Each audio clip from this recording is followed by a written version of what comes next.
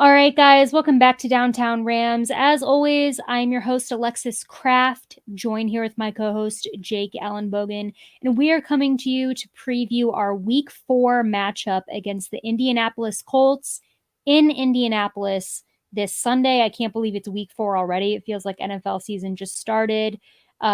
Jake, away game this week. I was actually supposed to be at this game, and then I had a commitment come up Saturday night, so I won't make it in time to the game Sunday, which I'm very upset about. Obviously, I was hoping to see the Rams in Indianapolis, but another time I'll have to see them at another game. So this Indianapolis Colts team is a team that not very many people expected to be that good this season, Jake. They actually are leading the AFC South. Their record is 2-1. Everyone else has a 1-2 record, so it's obviously not huge difference, but they have been playing better than people thought. They have their rookie quarterback, Anthony Richardson, who played very well to start the season before getting knocked out with a concussion. Gardner Minshew came in, played a hell of a game with them, where they ended up beating the Ravens, who a lot of people are really high on. The Ravens were pretty injured going into the game, but it still was a very good game. I saw flashes of it live last Sunday, and they ended up winning.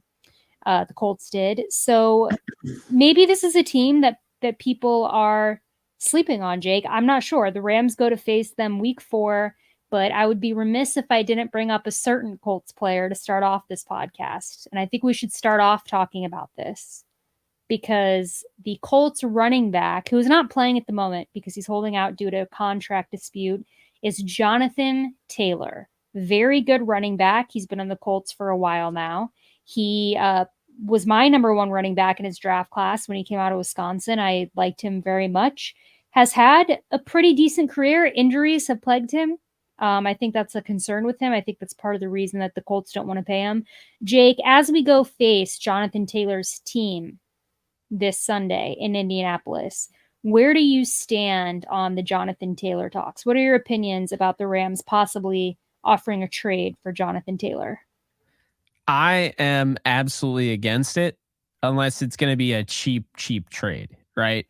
The reason being, Alexis, I don't even know if you knew until I sent you those tweets that I threw out today. I did some research. I didn't even know. Okay.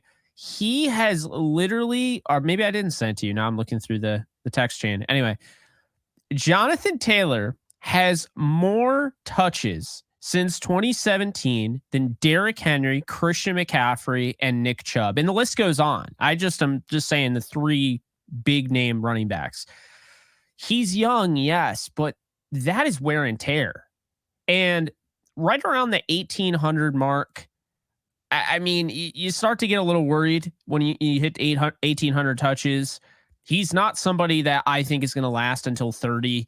His agent concerns me. He airs all the dirty laundry out there on Twitter. I don't like that. I think everything that the Rams went through with Cam Akers, I feel like they're kind of signing up for a guy who has superstar potential and honestly production, just running the football, but is very similar to Akers. His things that he struggles with are exactly what Akers struggled with. You talk about the pass pro, doesn't have that. So on one hand, you'd be like, okay, well, he's not going to completely supplant Kyren Williams, right? Here's the problem. I still want a guy, if he's out there, I still want him to be able to pass protect. Okay, I don't want a guy who can't pass protect at all. He's actually, by metrics, the worst pass protector in the NFL, which is not good for the running back position. But I think here's the issue, Alexis, and I really like Kyren, but I'm not the biased one here. Like I'm just saying right now, I have no Notre Dame affiliation. So let me just say this real quick. If you want to hear just a straight hard copy opinion about this, okay, not being biased towards Kyren, right? Because I know people are going to go after you if you say anything. So I'm going to say this, and then you obviously could say your piece. Kyren's a good running back. Okay. This isn't my Notre Dame expertise. I don't care for Notre Dame. I like Kansas and USC. No connection to Notre Dame. Kyren's a good running back. He's sixth. If you take running backs who have had at least 30 carries on the season, Alexis, he is sixth in running back DVOA, which is adjusted defensive efficiency or adjusted to defense, so to speak. So adjusted defense value over average. There we go. So yeah, there's a long thing there. So DVOA matters. It takes into account the defense that he's going up against. So I constantly hear all the time, well, he's not good. He's trash. He's got 3.8 yards per carry, run average against the Bengals. That's not good. Well, I mean, if you want to look at it that, okay, but he's gone up each week. He had 4 touchdowns coming into that game. I don't see how and I know you agree with me. I do not see, for the love of God, how we are talking about this as a Kyren issue and not a Sean McVay issue after Monday Night Football. I don't know how that's the takeaway, because that wasn't the takeaway after Monday Night Football. But now that the dust is settled, it seems like it's been more Kyren Williams is a 5'9" running back. He's too small. Marshall Faulk was 5'10". He worked just fine. There are plenty of running backs. Barry Sanders was 5'8". Why do we care about the height? Like, it's ridiculous. So I think, one, Todd Gurley, Zeke Elliott, Adrian Peterson have changed the way people look at running backs. Even though Austin Eckler's out there doing his thing. Jonathan Taylor, by the way, is 1 inch taller. Okay. He's 227. Okay. But he's 1 inch taller. But Alexis, what I'll say is that Kyren needs to get better in the receiving game right now. We know that. He's had 2 drops, whatever. Stafford also needs to stop throwing alley-oops to Victor Wembanyama because they're way over his head, man. But, he needs to get better in that avenue. He's still one of the best pass protectors in football. I saw people trying to say he was struggling. He has not given up a pressure this year in pass pro, so that's ridiculous. And I mean, he's not getting the opportunity to run consistently, but when he does, he's getting 7-8 yards, in those carries. He's not resulting in any negative yards for the most part, unless the play just absolutely breaks down. And you can't have it both ways when you're saying, yeah, the offensive line really struggles and the offensive line's bad, but then you're like, no, Kyren Williams ain't it. Like, it doesn't work that way. But one thing I'll bring up is with, Darrell Henderson, the big issue was, against 8 in the box, Darrell Henderson, was doing this, right? Like he'd have 4.6 yards per carry average or whatever. And I brought this up last year and how Cam Akers struggled with defenders in the box. And that didn't matter. People were like, no, Henderson's still trash. But now we're going to throw the 8 in the box against Kyren Williams. He hasn't faced anybody 8 in the box.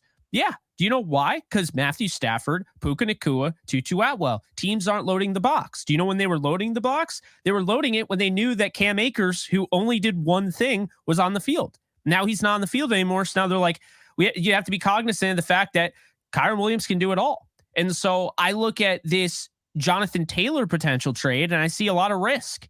I see some rewards, but I think it's more short-term, Alexis.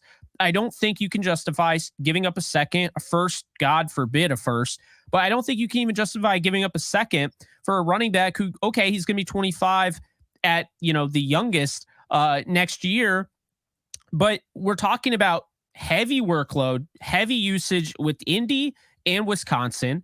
And the fact is, he's such a liability in pass pro. If there's one thing that the Rams should do, and I talked to you about this, what I'm hearing based on what I've heard, throughout everything with Cam is that, Cam was supposed to split time with Kyren. The Rams were put in an uncomfortable position where they had to make a decision, and now Kyren is the de facto starting running back. Kyren was not supposed to be this. He was supposed to be a complementary piece like what we were talking about, but a bigger role than just a complementary piece. So I suggest they go out and get Fournette. They go out and get Hendo. They go out and get one of those guys to alleviate that pressure. Because if you don't feel like running it with, Kyren Williams, you can't just say, I'm not going to run it. But you also should not be like, I'm not going to use Kyren Williams. Now I'm just going to go out and I'm going to get Jonathan Taylor.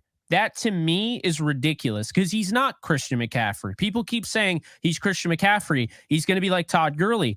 No, Todd Gurley and Christian McCaffrey have every single instance of their games they've worked on. And Jonathan Taylor is not a good pass protector, and his receiving game, he's kind of limited in.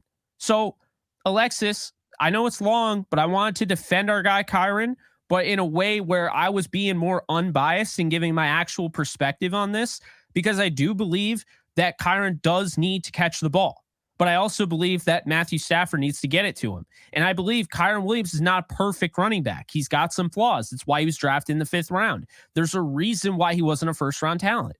But that doesn't mean he can't work in this league. And we have to stop acting like everybody has to be a star when we're talking about the LA Rams. It's not how it is. They won a Super Bowl with Cam Akers coming off a torn Achilles, averaging like 1 yard a carry and fumbling the ball twice against the Buccaneers. Darrell Henderson playing in the Super Bowl with a high ankle sprain, and Sony Michel getting 2 carries. That's how they won the Super Bowl, Alexis. Why do they need Jonathan Taylor? They don't. And that's what I think a lot of people, need to have the perspective of. First off, in order to get Jonathan Taylor, we would have to give up a lot. And the Colts have made that very clear. And that's, Jonathan Taylor, the whole reason he's holding out with the Colts is he wants to get paid a lot. That is something he's very, very open about, is he has a price in mind that he has stuck to, so much so that he's not reported to camp. He has not played a game for the Colts. I believe he's probably lost money with holding out. He very much is dead set on getting paid a lot of money. So that's one thing. The other thing is, I just don't think he's a need. When you watch this Rams team this year, it's not that we are struggling to run the ball. It's that we're not running the ball. Two very different issues. It's not like they put Kyren out there and he is just really struggling to run the ball. Actually, and like you pointed out earlier, if you look at the stats, the vast majority of carries that Kyren gets are positive. There have been only a select, probably I can count on one hand, running plays that he's been involved in this year that have gone poorly. And almost all of those have been just because of a missed blocking assignment. And I don't have those exact numbers on me, but Blaine. He has a higher success rate than Bijan Robinson. Yeah. I mean, he has been a good runner. If people would just use their eyes and stop getting this Jonathan Taylor fantasy out of their heads, he's been a good runner. He's fun to watch run. I mean, when you actually get Kyren in a rhythm, he's very fun to watch run. You used the words last week, lightning in a bottle. His legs do not stop moving. He's not that classic running back one. We've been open about that. He is not, the Christian McCaffrey. He is not the Derrick Henry. It's not the type of running back he is. And that's okay. He doesn't need to be. He's good enough to where we don't need to now go give away a ton of draft capital and pay somebody a lot of money to get that superstar running back. Because guess what? With the way that the Rams run the ball, it's not going to matter. I don't believe that they would trade for Jonathan Taylor and all of a sudden start running the ball. There has been nothing in the past 5 seasons that lead me to believe that Sean McVay would actually commit to the run game, not even Jonathan Taylor. So I don't believe it. And also, I don't think Jonathan Taylor would stay healthy enough for that even to become an important part of our offense. I mean, he's hurt a lot. That's another thing with Jonathan Taylor. You mentioned the workload. He's had injuries. Then you bring up the pass pro.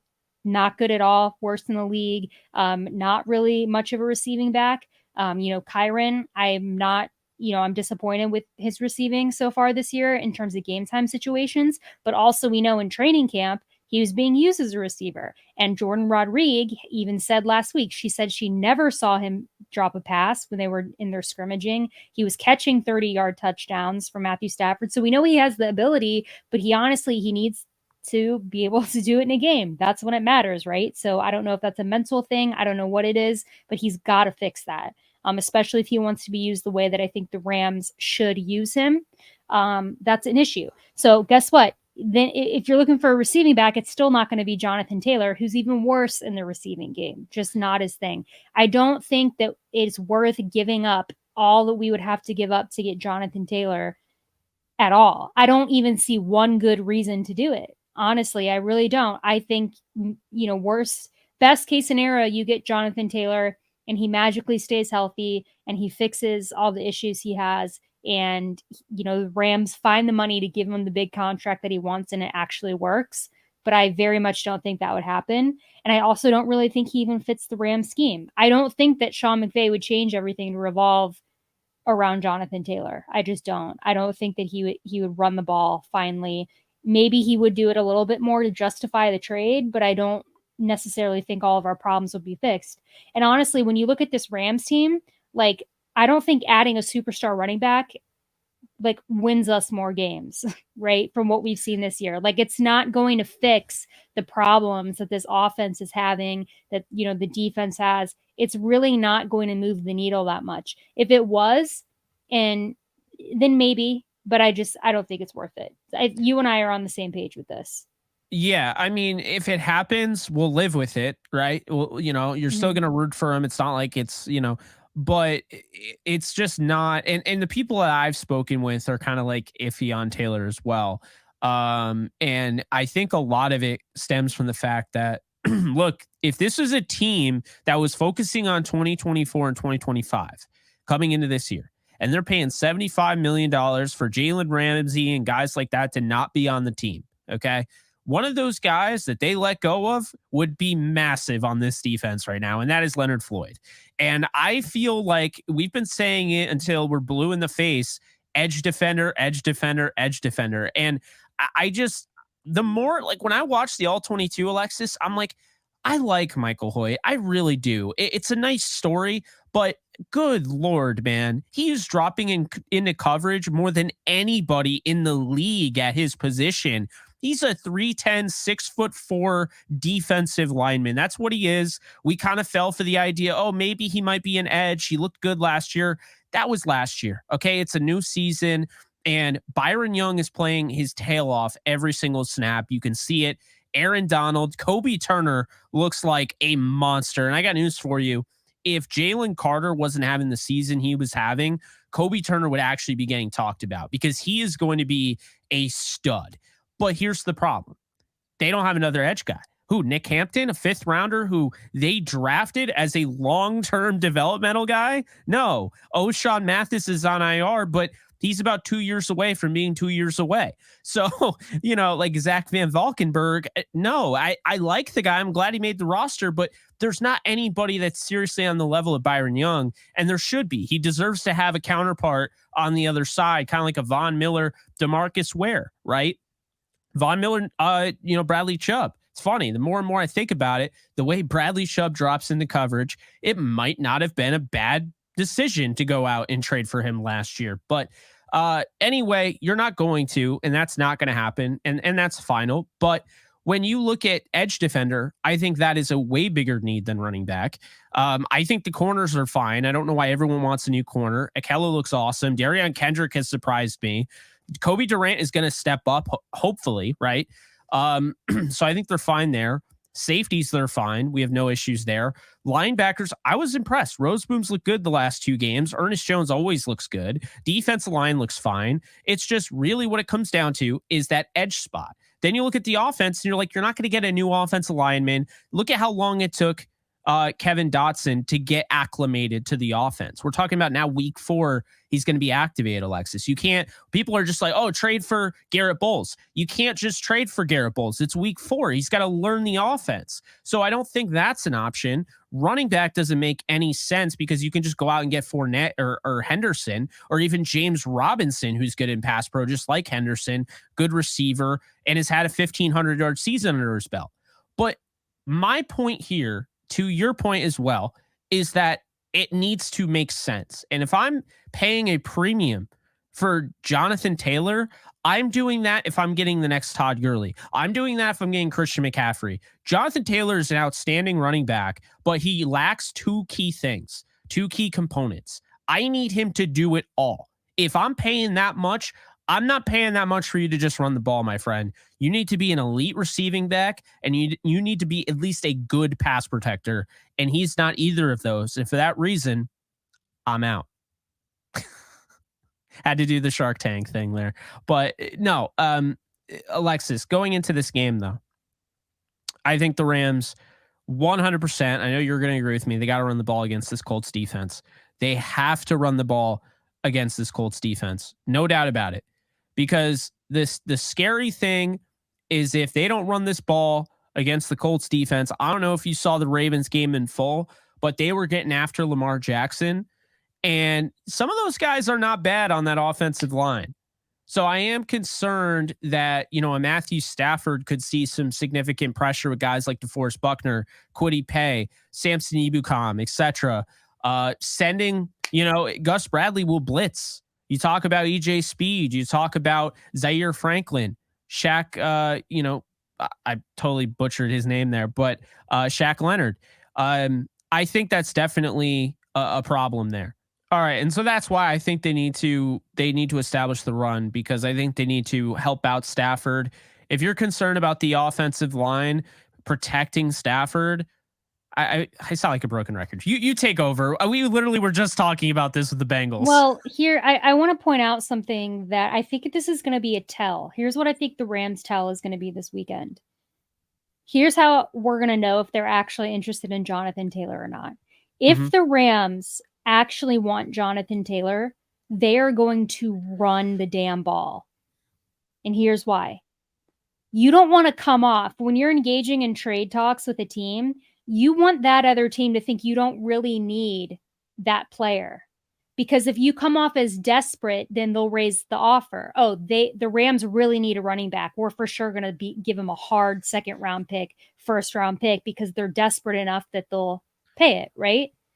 If you come out against the Colts and you use Kyren Williams a lot and you run the ball and you make it seem like, we don't really need a running back that much, then when the Colts get kind of desperate, then they get desperate. Right? If they're engaged in trade talks and they're like, okay, the Rams don't really need him. Let's see if they'll at least give us a third. They'll at least give us, a lower offer. If you come out making it very, very obvious that you are in dire need of a running back, even though we know the Rams aren't, but we're playing right now. We're pretending that they really need Jonathan Taylor, or the Rams think that they really need Jonathan Taylor. What you don't want to do is you don't want to show the Colts that's actually the case.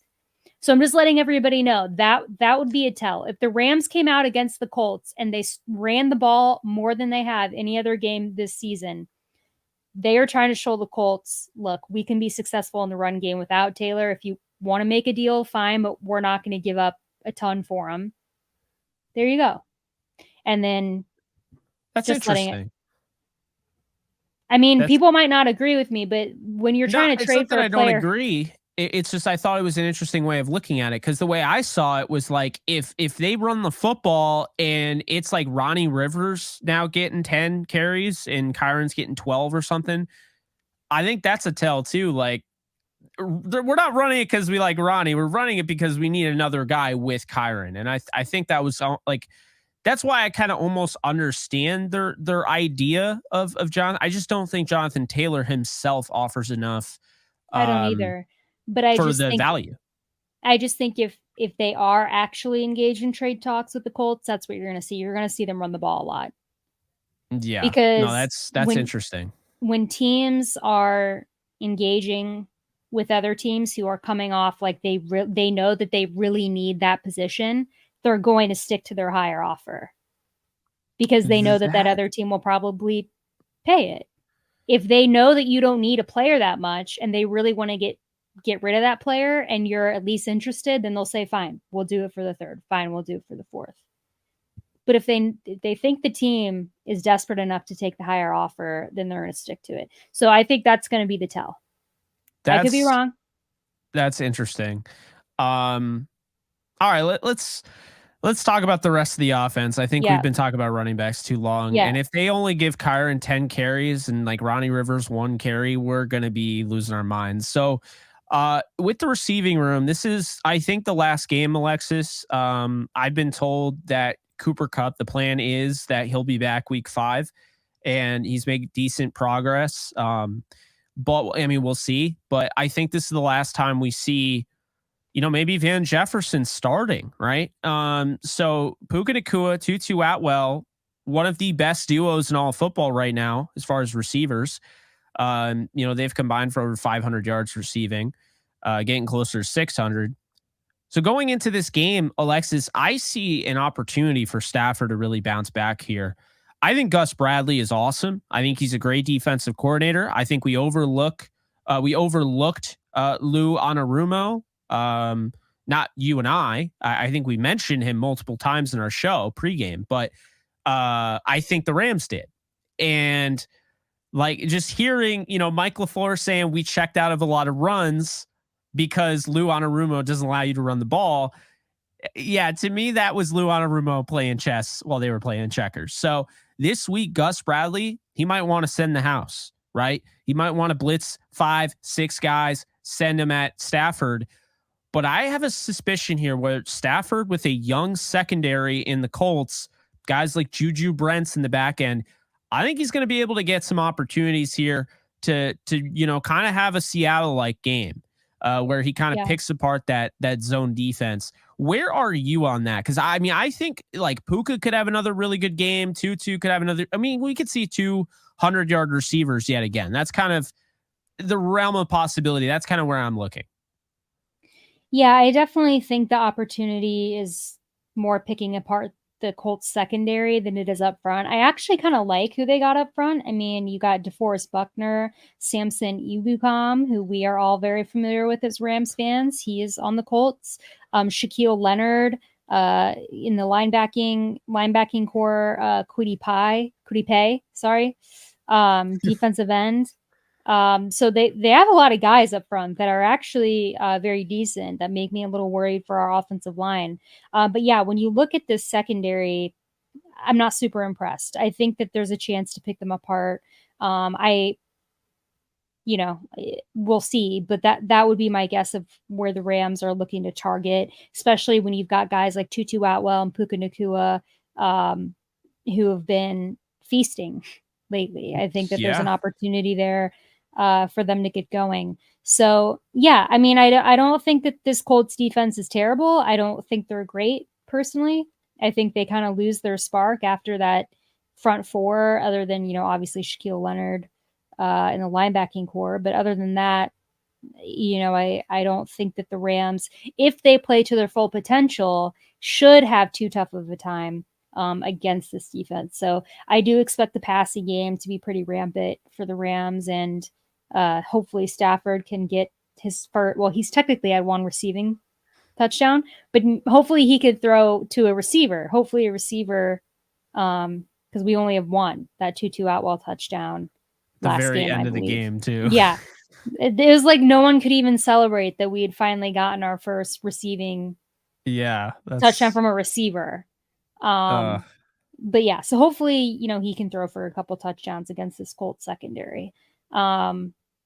Let's talk about our defense, Jake, against this offense, because I refamiliarized myself with this Colts offense before we recorded this, because I couldn't really remember who was on it. And I did watch them a little bit last week, but I wasn't really paying attention. Anthony Richardson is back. So he's out. He is back. He's been cleared from concussion protocol. He is expected to play. Jake, how does this change the Rams defense approach with Anthony Richardson playing as opposed to Gardner Minshew? I don't think it changes it one bit, because I think that they just were preparing for Anthony Richardson to play since it was the concussion protocol. And I mean, Richardson was trying to play last week, he just couldn't because he was in the protocol. I think that it's going to be no different than going up against a Geno Smith or somebody like that. Obviously, he's a bit more athletic. He's bigger. He's got a cannon for an arm, but what I've seen from Anthony Richardson is a guy who has all the makings of a superstar down the road. I do think there's still kind of a little bit of there's a hesitation as far as testing deep down the field. I don't think he's ready to do that yet. And I don't think the Rams are going to let him do that. And I think really in this game, Alexis, you can expect a lot of Zach Moss. Anthony Richardson coming back from that concussion. What I think is kind of not being considered here is the fact that Richardson missed a game. He's actually missed 2 games. So, he started both of them, but he came out in the second game. My thing, Alexis, that I look at is when you're a rookie and you're trying to, get into this routine of playing every week, getting your body right to get essentially mashed for 60 minutes. If you stop playing for 2 games, that's significant. Now you have to get yourself in your right headspace. So I could see kind of a slow start for Anthony Richardson coming out of the gate. And that might be all it takes as a rookie to you get down in this game early on. And the Rams are that team. I mean, I heard it on Between the Horns. I thought it was a really interesting way that I think it was DeMarco Farr put it, or it was Maurice Jones-Drew. But they were saying basically the Rams last week, they were playing because they knew if they get to 30, the Bengals, where their offense is now, will not get to 30 before them, and they will not be able to get to 30, period. So I think that's why the Rams came out just with that high-octane passing attack right out off the rip, just trying to score as many points as possible and go with more of an aggressive approach. I think it kind of holds true in this game too. I think the Colts are definitely capable of scoring, but I think with Richardson playing from behind against this defense, that by the way is 7th in the league in passing right now, is a 13th in rushing.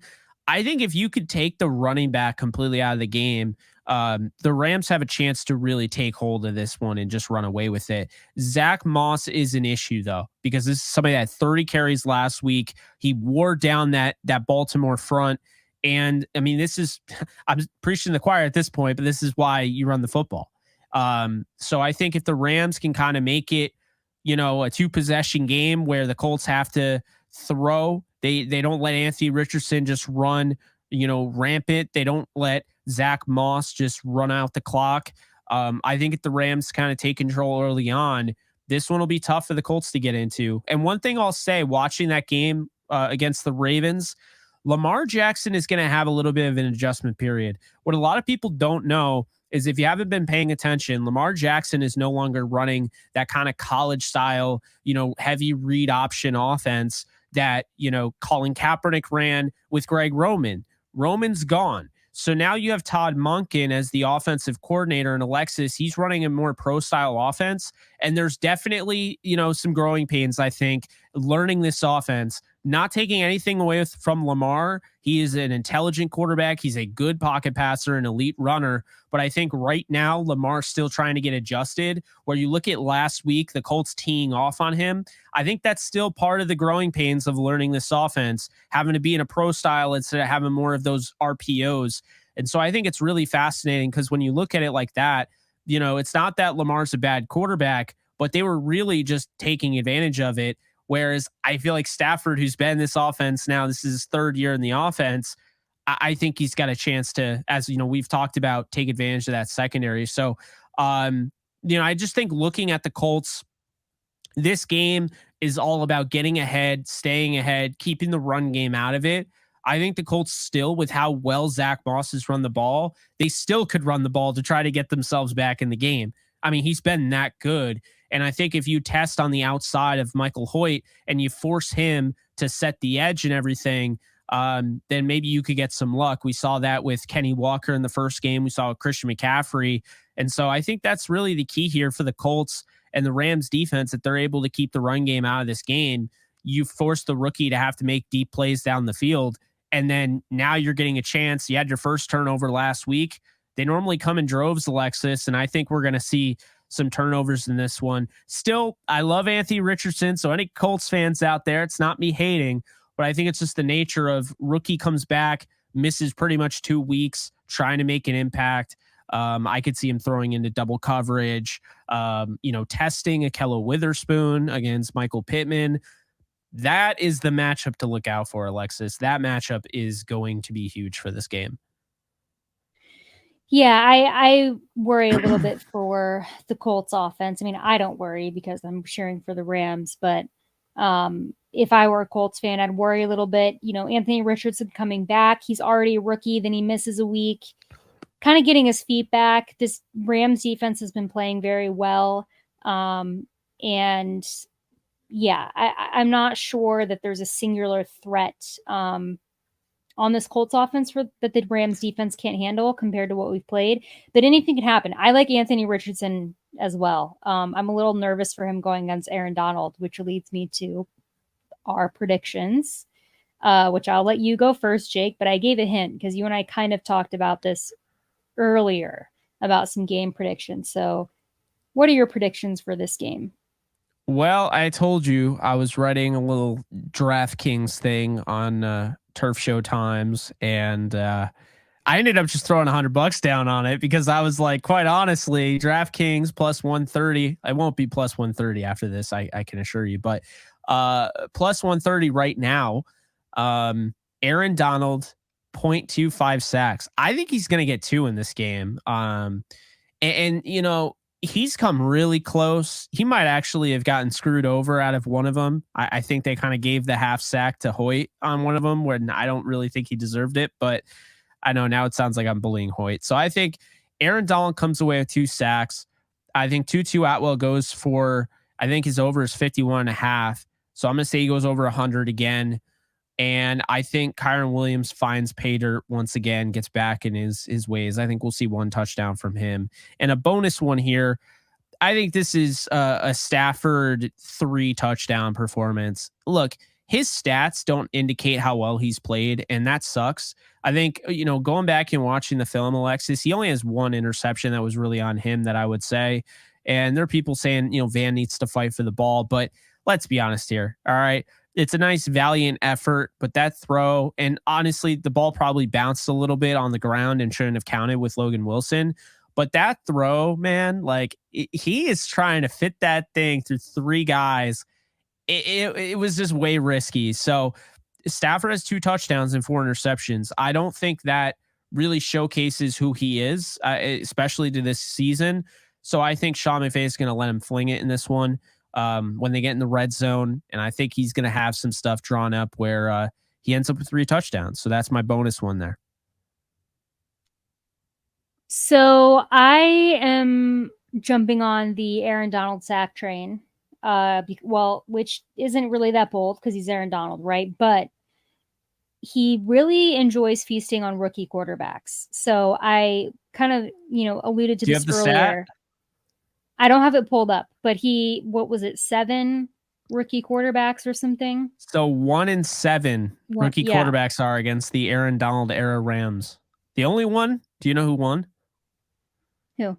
Wasn't even him. I mean, he started, but he didn't play well. Tua Tagovailoa. Oh. That was the game. I'm going to get hate for it. I'm going to say it right now. That's when I knew Jared Goff was not going to win a Super Bowl for us, and I knew there had to be a move. The cover 0, remember that? They just kept sending the heat, and he had guys open, and he just kept taking sacks. That was the game. Well, I don't think Anthony Richardson is going to have such a game against Aaron Donald this game. I think Aaron Donald is going to get 2 sacks. I really do. I am. I think if you can keep him away from Quentin Nelson, I'm not super impressed with this Colts offensive line other than that. I think they're going to have a bad day. So I think that Aaron Donald's going to get 2 sacks. I'm also going to say that I think we're going to see a Jacoby Durant interception. I do. I think he's going to come back. He's struggled a little bit. I don't think he's really shined as much as he would like to, and Rams fans would have liked him to so far to start the season. I think he's going to get an interception. I think, again, rookie quarterback. I think he's going to get nervous. He's going to make some mistakes. My offense prediction. Sorry. You alive? Offense. As I was saying that, I inhaled something in the air, and it just All right. Well, she's dying over there. All right. I'm alive. Offensively, I think we're going to see Kyren Williams touchdown, and I think Matthew Stafford's going to throw for 2 touchdowns.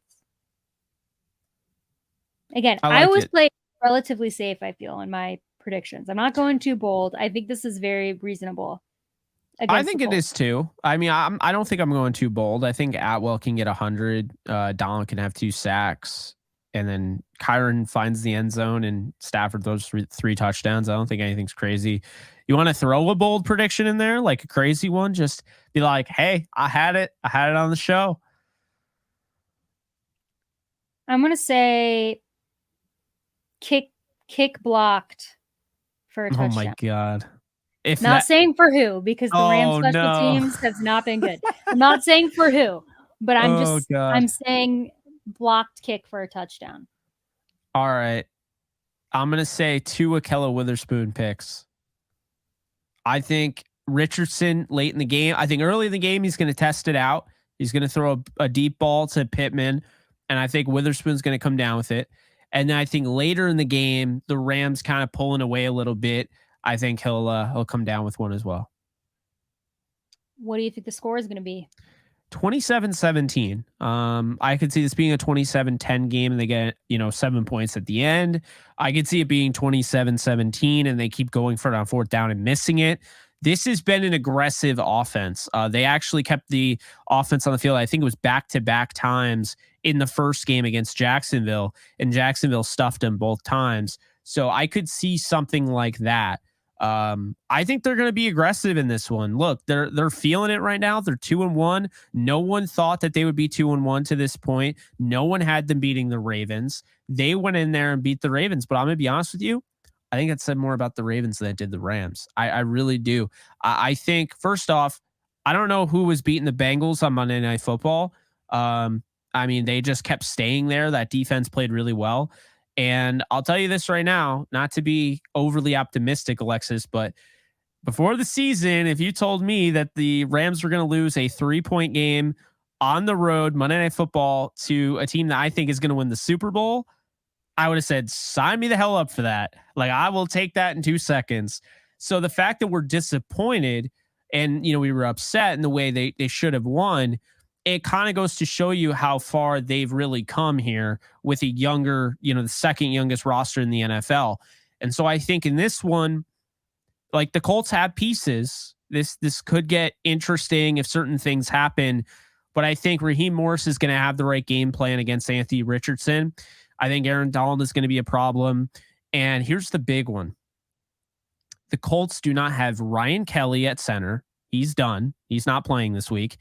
And the one that really would scare me if I'm a Colts fan, no Bernard Ryman at right tackle.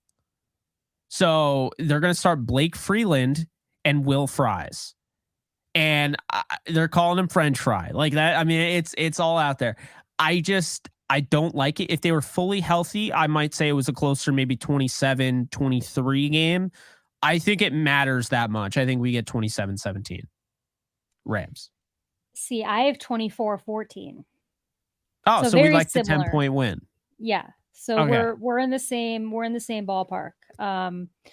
So yeah, I am not feeling really great about this Colts team and how they look for them. So and I think the Rams really need a bounce back game. I think it was just kind of a catastrophe against Cincinnati, and they need to come out and they need to get that momentum back. I mean, they can't, just what happened against Cincinnati and really in Sean McVay's court. I'm really hoping that he does something different play calling wise this game and that the Rams look good. I think that they have an opportunity. They're on the road, but I think they're the better team.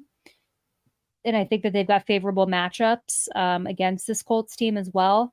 So I think the ball's in the Rams' court. I think that they need to do their thing. And if they play to their potential and nothing crazy happens, and if Sean McVay can just